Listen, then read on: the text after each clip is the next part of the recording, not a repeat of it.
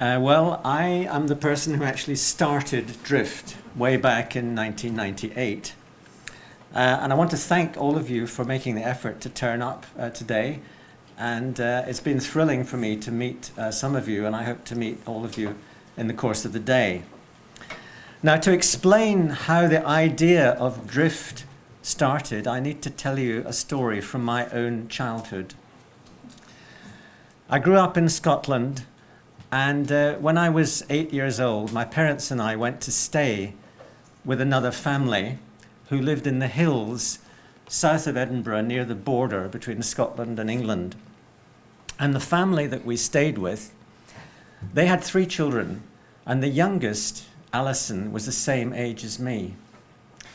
But she couldn't walk, and she couldn't speak, and her limbs were stiff and in odd positions, and she needed help with her food. She was the same age as me. What on earth had happened to her? I asked. And I was told that she couldn't walk and she had difficulty speaking because her brain had been damaged when she was born, and nothing could be done to make it better. So this made a deep impression upon me. And so when I went to grammar school and I found that I was quite good at science subjects, I decided that I was going to abandon my first ambition, which was to be a fighter pilot in the Royal Air Force, and I was going to become a doctor, and I would try and help children like Alison. And it seemed to me that there was nothing more important, and I still think this, there's nothing more important than trying to help severely ill children to have a life. So eventually, after many years of studying and training jobs, I became a neonatologist, a doctor that specializes in the care of newborn babies. And I got a job at the Hammersmith Hospital in London. And I was fortunate to work with other doctors who were brilliant researchers, and we started to work on the newborn brain, and we began to learn a lot about babies who were born very early, earlier than the usual 40 weeks. And we were in 1981, in fact, the first group ever in the world to put newborn babies into an MRI scanner. And all of you children here today, apart from the brothers and sisters, but the Drift children, were all born early. And the thing about being born early is that your body sometimes is not quite ready to do all the jobs that the body has to do. The body's sometimes not ready to breathe, and not ready to feed, not able to digest food, not able to keep warm, and not able to fight germs sometimes. So it can be quite a risky position to be born very early. And another problem is that some babies born early become very, very poorly and have bleeding in the brain.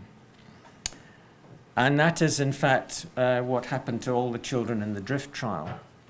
And bleeding in the brain can affect a child in different ways, some more than others. And our group here in Bristol has made it one of our objectives to try and help the brain to recover after bleeding. Now, first we thought that the problem that affected the development was that the brain got injured by a fluid building up with pressure and squashing the brain, harming it that way. And we could do something about that by taking fluid off, by putting in a needle and putting in a reservoir and tapping the reservoir, or if we had to do it for many weeks, putting in a permanent tube, a shunt from the head down to the tummy.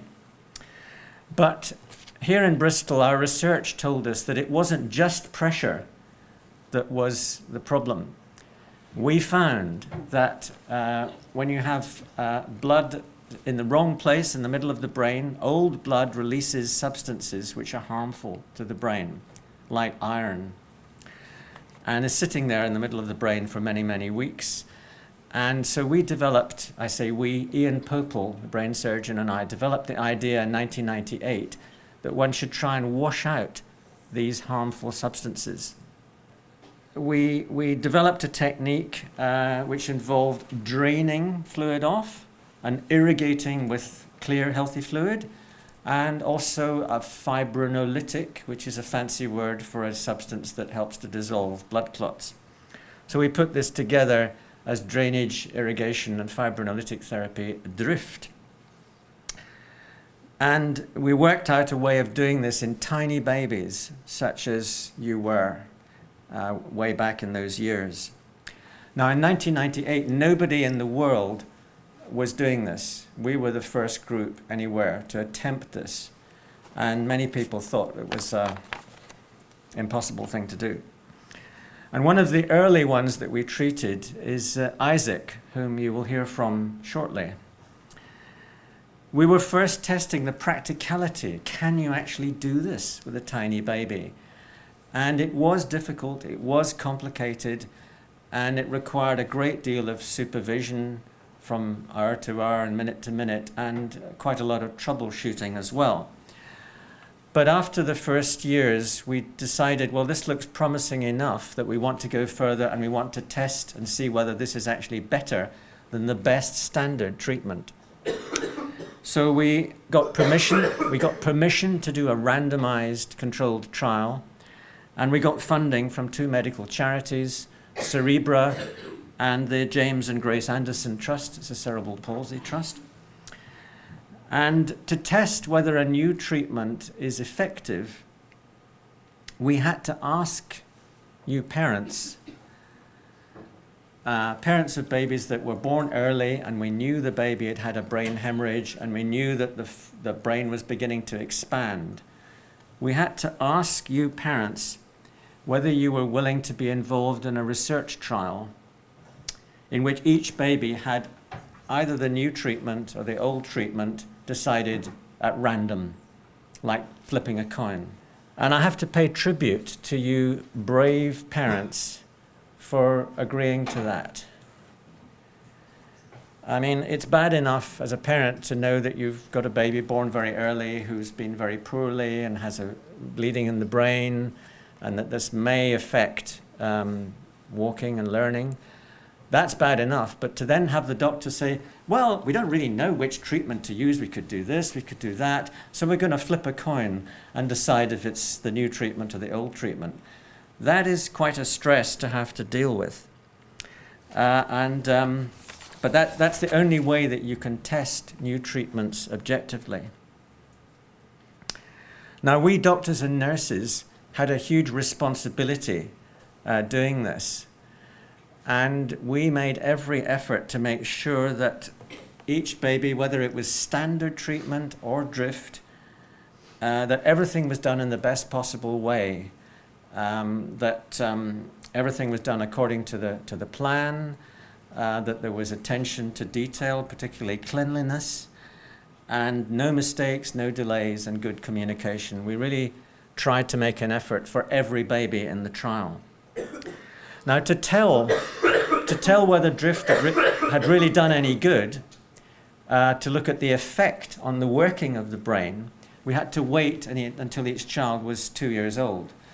And that is when Sally Jari, who did not know which treatment each child had, she could do an assessment of the development of each child in terms of numbers. And she found that the children in the drift treatment group tended to do slightly better, particularly on the tests involving language and thinking.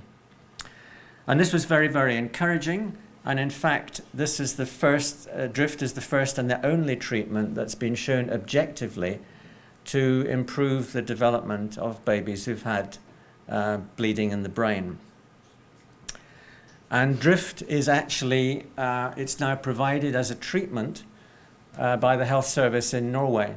Bergen was part of the original drift trial, and they're still doing that. However, before drift could be introduced to the National Health Service, we had to have more evidence of its long-term benefit. And that is why testing at 10 years is so important. And that's what Karen Leut is going to tell you about shortly. Now, Karen is a very talented young neonatologist who came through our specialist training program here in Bristol, and she's been a consultant at St Michael's for some years. Now, I want to finish by thanking you for, firstly, the courage to take part in this treatment trial. I want to thank you for your trust in us as doctors and nurses. And I want to thank you for your generosity in time in coming to the assessments at 2 years and at 10 years. The DRIFT trial will help premature babies in the future, for sure. Thanks.